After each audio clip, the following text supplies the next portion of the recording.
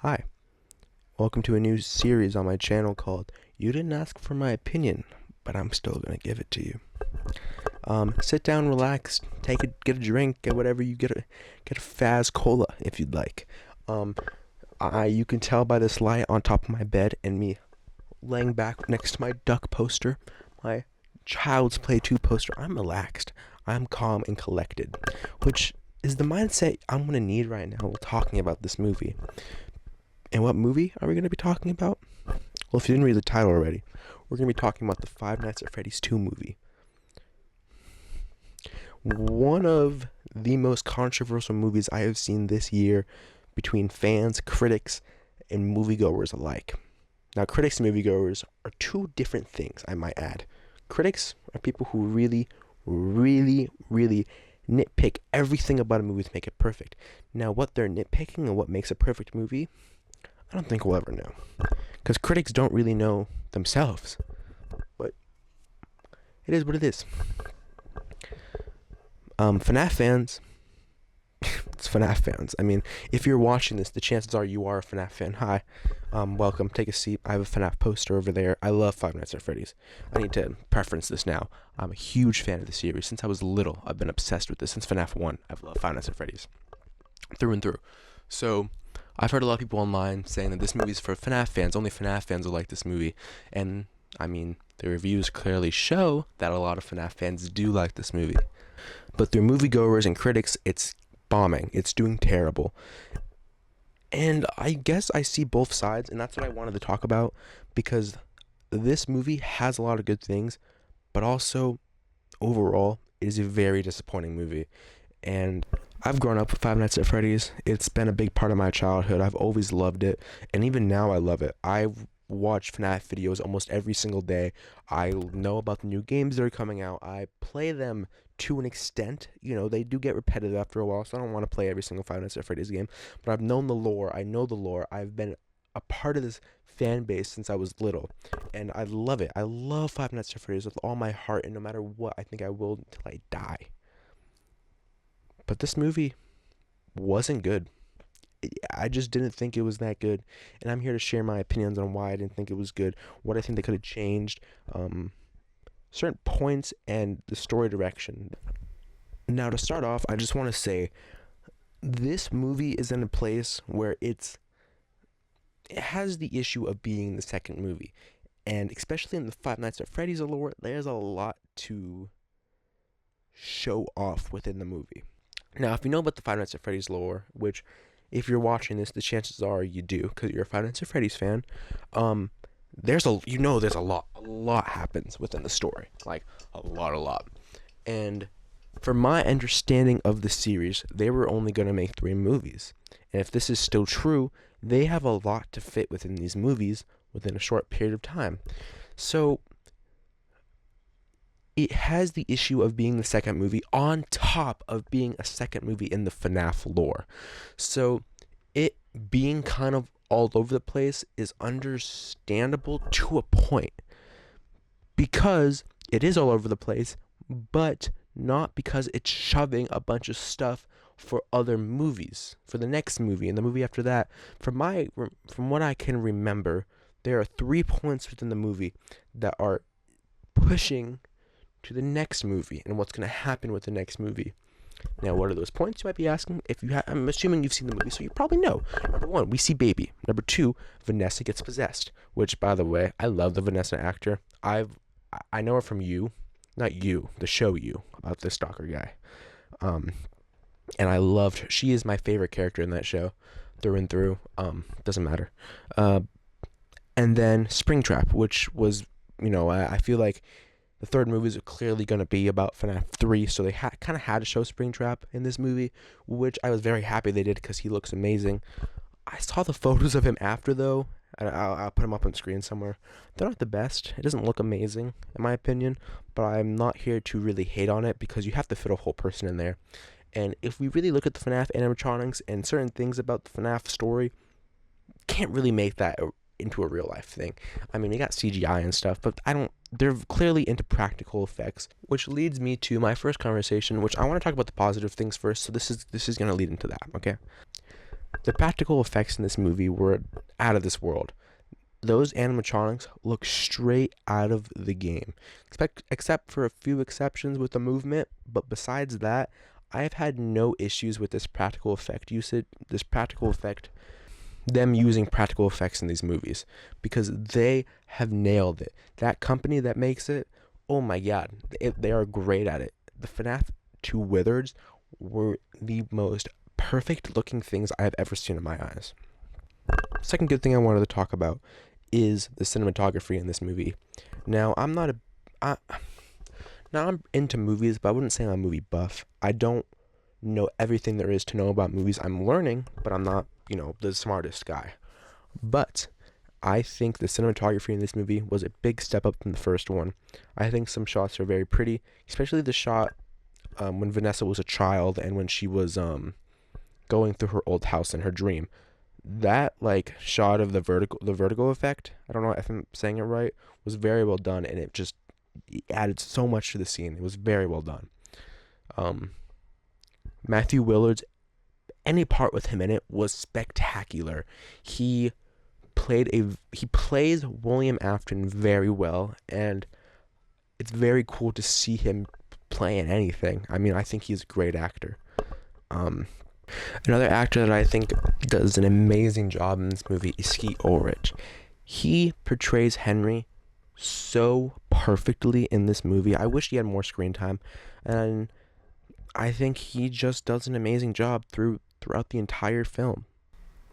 I probably just cut it out, but for a moment there, I was really trying to think of anything else I can say that I really liked about this movie, but I can't. I can't think of anything. So this is another part where, in my opinion, I think people are going to have more an interest in, because everyone loves negative things. So the part I didn't like about this movie. Now I have a list on my phone of my thoughts on this movie, and I'm just going to go through them a little bit. The big one, the big bad, the story. It was not good. Now, I literally just saw a video that inspired me to make this, where he basically said that this movie felt like little side plots all coming together to make one big plot, and he nailed it. That's exactly what it was. It is a bunch of side plots coming together to make one big plot. This movie didn't really have a plot. That's kind of it. The side plots are the plot, but those plots aren't really a big enough plot to make you interested throughout the entire movie and to kind of have you on the edge of your seat. FNAF 1, it had a pretty linear plot that was really well done, in my opinion, and this movie kind of just feels like it's jumping back and forth from character, from Mike to Vanessa to Michael Afton to Henry to just everything, and I don't care, really. I do and I don't. I care because the animatronics are there and they are here to show them off and how it connects to the story. But it just has you confused. It just has you jumping around so much. It feels like you're watching an episode of Stranger Things. And that's not what a movie should be. That could be used for TV shows. And even then, Stranger Things is a big, world-ending series. And FNAF is a family story. It doesn't need this much back and forth. It should have sticked with the three main characters, and they should have stuck together throughout the entire film, not have just gone all over the place. And it just feels like they didn't know what they were doing at times with these characters, and which leads into my next conversation. The characters. I felt like they were Whataburgers. You know what that is? Nothing burgers. They literally felt like they were watered down from their original character. It feels like after Mike, figures out who killed his brother, and he kind of comes to a acceptance of that. His character doesn't seem to have any importance throughout this entire film besides to date Vanessa, maybe, which doesn't even work out in the end. And Vanessa, she's dealing with the same issues that Michael dealt with. Not the same issues, but the same solution, which just makes you feel like it doesn't feel like anything. Her character doesn't do a whole lot besides introduce certain characters to us, and she did that in the first film. She was kind of there to be like, In the first film, she was there to show Mike everything that the fans already knew, which was cool. But she doesn't need to do that again, I think. I'm not sure. She just felt like her character's only there to show off new characters and hide things from Mike where he'll get mad at her for it. It just doesn't. I don't know. I didn't like it. I felt like they had no depth to them throughout the entire film.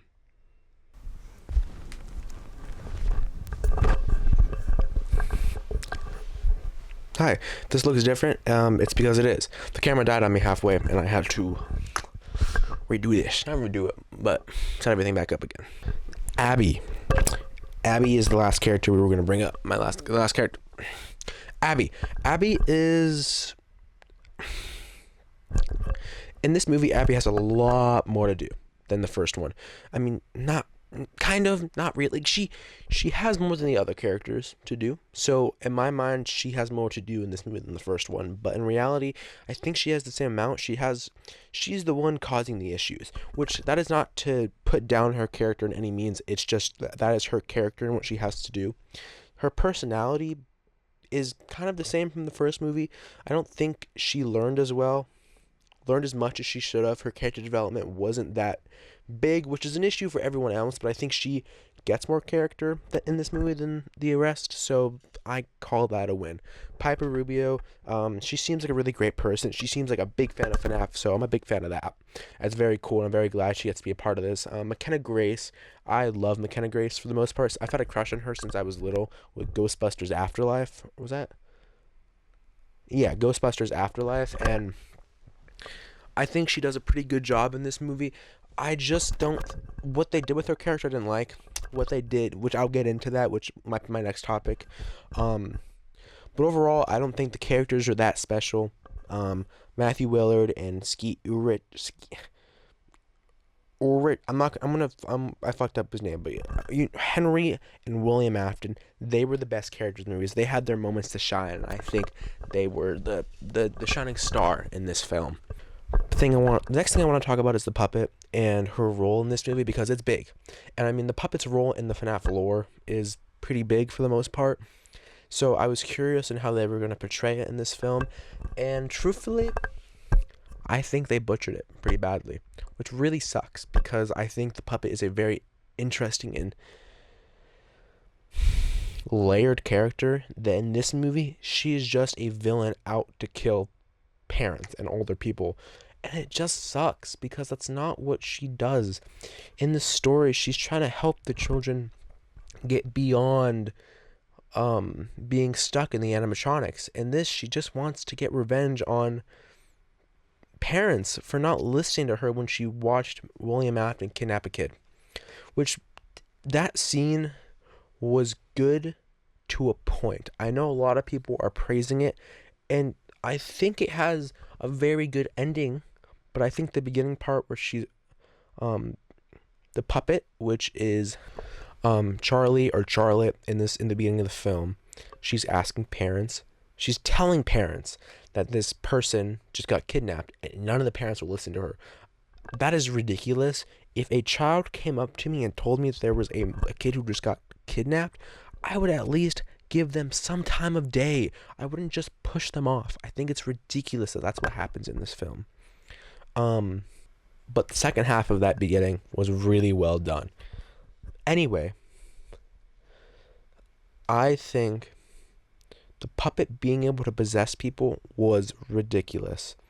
I enjoy the fact that the puppet is just Charlie on her own. She just stays in the puppet, and she goes into Lefty at some point. But besides that, I don't like that she possessed McKenna Grace's character. I don't think it was well executed either. It was just nothing. It was a Whataburger, which I don't think I'm saying that statement right, but it's whatever. It just felt like nothing, so I wasn't a big fan of it. I think that's honestly my 2 cents on the puppet. I didn't care for the puppet. I didn't think what they did with the puppet was good, and I don't think the ending with the puppet was good either, which I'll get into the ending in a moment. Now, when it comes to the story of FNAF, there's a lot that's very complicated and a lot that just doesn't make sense. And changing certain things is fine. I've never really had a big issue with changes in movies compared to books or something.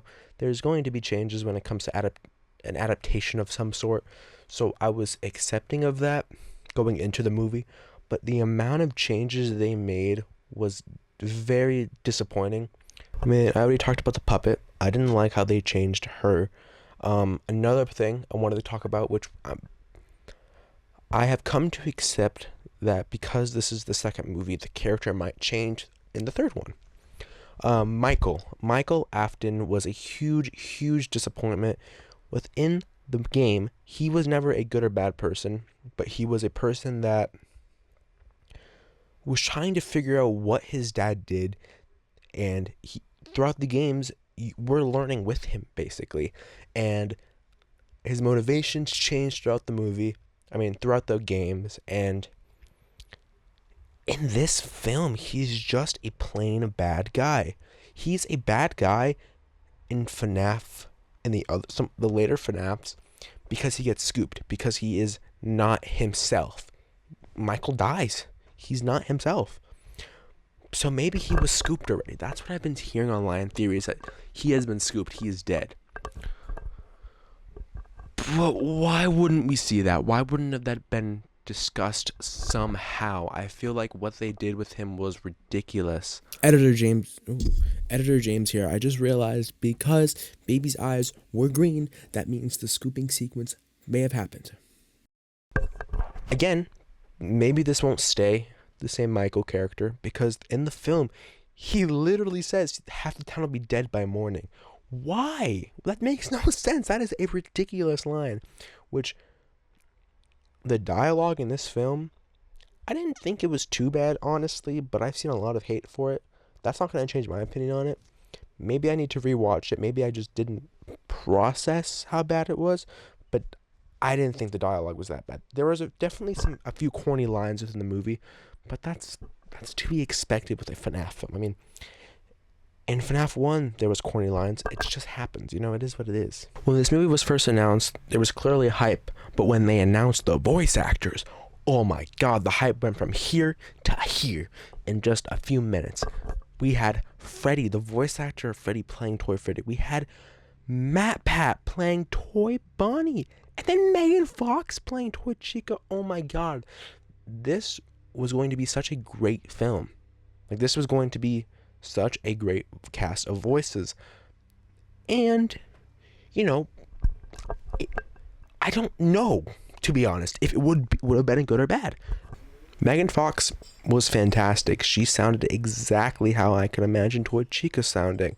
It was great. And you wouldn't even think it's Megan Fox, to be honest, but she did fantastic. She nailed it. Okay, no hate towards her, and no hate towards the next two people I'm going to talk about, because I love both of them just as much, or more, to be honest. It's MatPat. I mean, come on. MatPat didn't sound like MatPat. Got one line in the film. That was so disappointing. He had nothing in this movie. He just should have had so much more. He had more lines in the FNAF 1 movie with his cameo.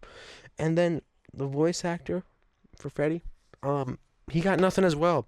He had 2 lines at most, I think, and it sucks that he had nothing, because I know they both clearly love this series and clearly would have put their all into it, which kind of leads me to my next point, that this movie is for fans.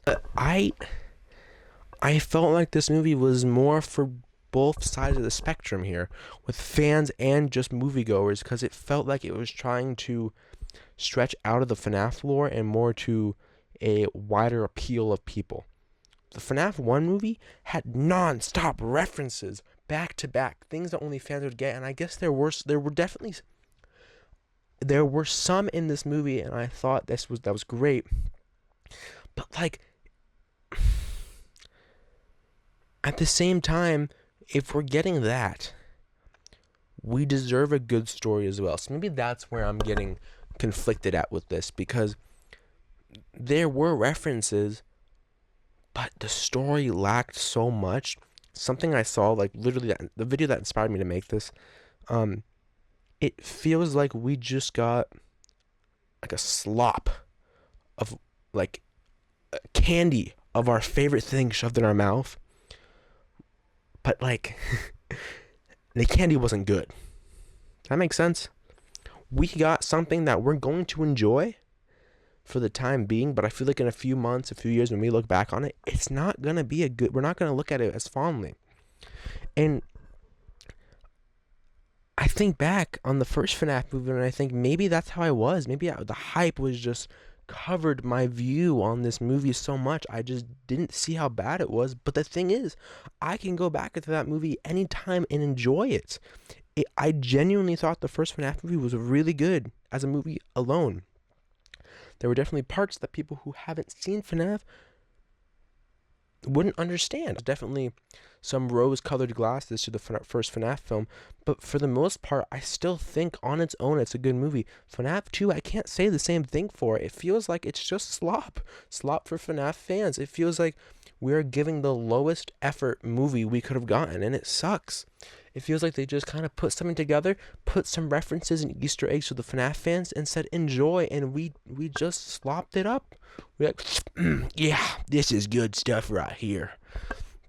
And I know the writer Scott Cawthon, and it sucks to say, but like I'm not here to admit that like because he kind of made my childhood, I'm gonna say that he only makes good stuff because I mean Scott Cawthon, his writing isn't the greatest, and it sucks to admit, but like it's kind of just true. He doesn't make the greatest stuff of all time, and you know it is what it is. Doesn't mean I don't like him any less or any more. I'm not here to say I'm not a good writer. I can write something. Anyone could write something. Doesn't mean it's gonna be good writing. You know. To our next topic, the Wizards.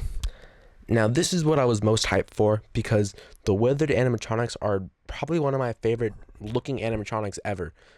Withered Bonnie is my favorite animatronic ever. And he got no screen time. He got nothing. It sucked so much. Watching the film in theaters was great. I mean, their introduction was beautiful. And the sequence was bad. It was just bad overall. It was referencing FNAF 2, which, hey, don't get me wrong, I love FNAF 2, but you can't make it in movie form. That's why they didn't do it in the first FNAF 1. It's boring. It's boring in movie form. And they tried doing it, and that's exactly what it was. It was boring. I felt myself not interested because these animatronics were going so slow and just I didn't care for it. And like I said before, no screen time for them. We saw Withered Bonnie. He literally covered him up with the vent. Never saw him again. Never saw my favorite animatronic again, which sucked. The other Wizards, they had great scenes for the most part. I mean, not really. They had okay scenes. You know, it was nothing crazy. But like 10 minutes altogether, and that was it. And it sucked a lot. It really sucked because they looked amazing. They looked spectacular. And we got nothing. All that work was for nothing. Now I want to talk about the ending of this film.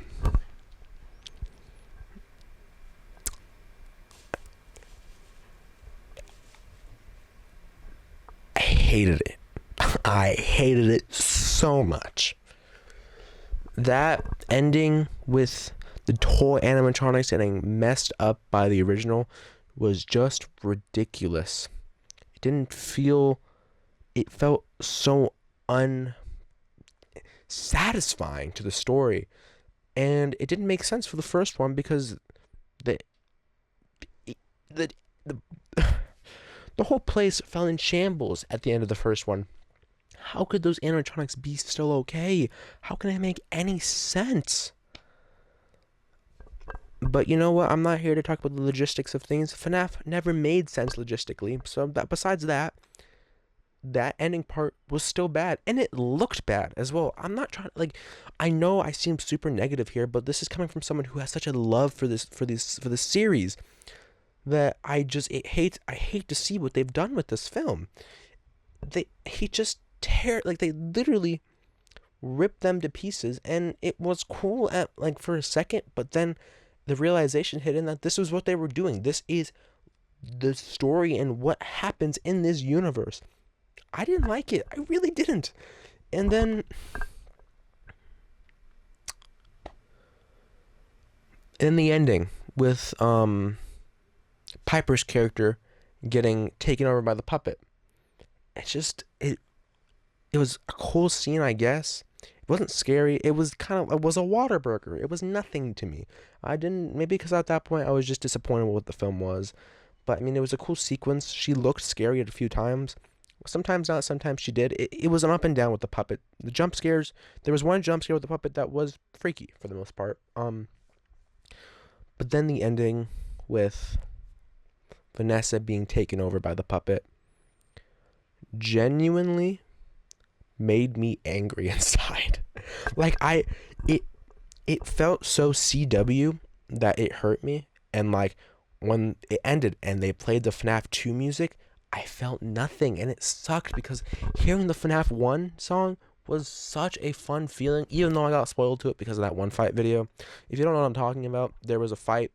I don't even know what happened, but in the video, he's just fucking in the theater. He's punching this guy, and the FNAF 1 song is playing in the background. That's how I got spoiled to that. But if we're gonna talk about the ending of the film, we have to talk about the post-credit scene. That is probably my favorite part of the entire film. They reference lines from the FNAF 3. We found a real one. Oh my god, I got so hyped when he said that. I was like, holy shit. And it was so cool. It was very, very cool. Throughout the entire that segment, I was so on the edge of I was literally on the edge of my seat watching it. And the Springtrap looks very good in that scene. I have mixed opinions about it in outside of it, because I saw the set photos of what it's going to look like, and I still think it looks fine. It doesn't look as good as the original, but the original has such a perfect look to it that it's kind of either you recreate it or you can't make it as good. It's kind of just like that. So it is what it is. I still think it looks fine for what it is. But yeah, I think I've hit. Oh, the last thing I wanted to talk about was Baby being in this movie. Wasn't really expecting it. Really wasn't expecting it. She looks beautiful, by the way. She looks straight out of the game, which isn't surprising. But genuinely, very interesting scene with her being there, but also her eyes being green. That clearly referenced that sister location is happening or has happened, and it has this. I mean, the sister locate. What? That means sister location opened for the day, or for the short amount of time it did open. She's been scooped already. I have no big complaints with her being in there. It feels a little like fan service, but this entire movie's fan service, so I can't really say too much bad about that, So those are my thoughts on Five Nights at Freddy's movie. I know this video is just all over the place. It's because I have a lot of strong opinions about this. And again, please don't come at me for some of my opinions here. If you're a big FNAF fan and you enjoyed this movie, I am very happy for you. And you're better than me, because I didn't. But if you like this movie, good for you. I'm glad you did. It's a movie that I see why people do like it, but also I see why people don't like it. I get both sides here, but I just didn't. And this, just stay positive. I guess that's my final message here. Just stay positive with this stuff. Your opinion's your opinion. Don't let anyone else change that. If you haven't seen the movie, go watch the movie. You might love it for all I know. There's movies that I hate, people love. There's movies that I love, people hate. It's just everyone has a different taste and interest. So yeah. And again, I think I want to just clarify. This throughout this review, I got a little angry, but this is just from someone who loves this series. I still stay, I think I said this at the beginning, I still know about the modern lore. I still know about everything that's happening in this series. I love these games. So this isn't someone who doesn't know anything about it, or someone who just wants to hate on this series. I love Five Nights at Freddy's. But yeah, hope you enjoyed this video. I know this is a little bit different from my other content. I usually make video game related stuff, which is technically still video game related, but expect new content coming on the way. This is something I wanted to try, and I'm really excited I even did it. Editing is going to be annoying because I don't even know how to. I know how to edit, but I just don't know what I need to cut out and stuff. But yeah, have a good rest of your morning, evening, afternoon, or night. Bye.